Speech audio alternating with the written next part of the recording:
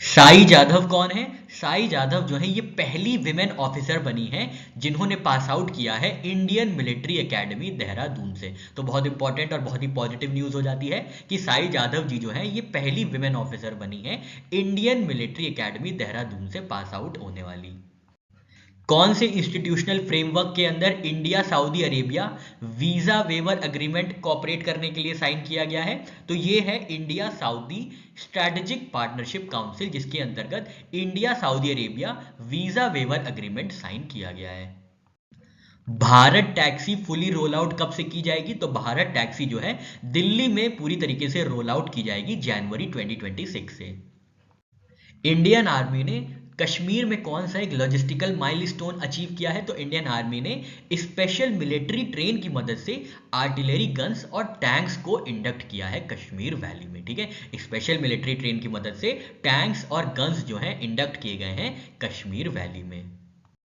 Indian army ने कश्मीर में कौन सा एक लॉजिस्टिकल माइलस्टोन अचीव किया है? तो इंडियन आर्मी ने स्पेशल मिलिट्री ट्रेन की मदद से आर्टिलरी गन्स और टैंक्स को इंडक्ट किया है कश्मीर वैली में। ठीक है, स्पेशल मिलिट्री ट्रेन की मदद से टैंक्स और गन्स जो हैं इंडक्ट किए गए हैं कश्मीर वैली में।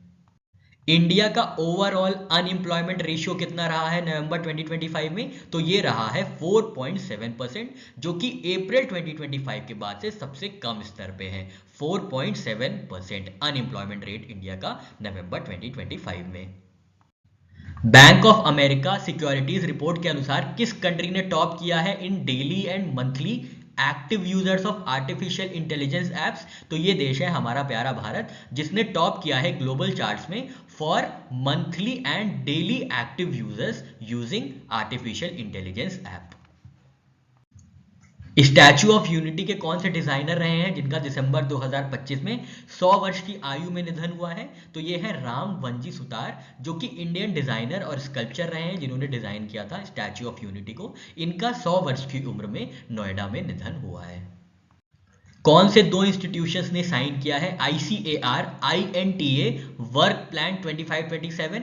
तो ये जो दो इंस्टीट्यूशंस हैं ये है इंडिया का Indian council of agriculture research और अर्जेंटीना का national institute of agriculture technology, जिन्होंने वर्क प्लान साल 2025 से 2027 तक साइन किया है।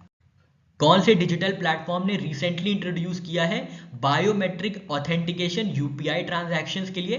तो ये जो प्लेटफॉर्म है ये है अमेजॉन पे, जिन्होंने फिंगरप्रिंट और फेस रिकॉग्निशन इंट्रोड्यूस किया है यूपीआई ट्रांजैक्शंस के लिए। याद रखना है अमेजॉन पे अगर आप पे करेंगे अब तो ट्रांजैक्शंस जो है ऑथेंटिकेशन के बाद होंगे।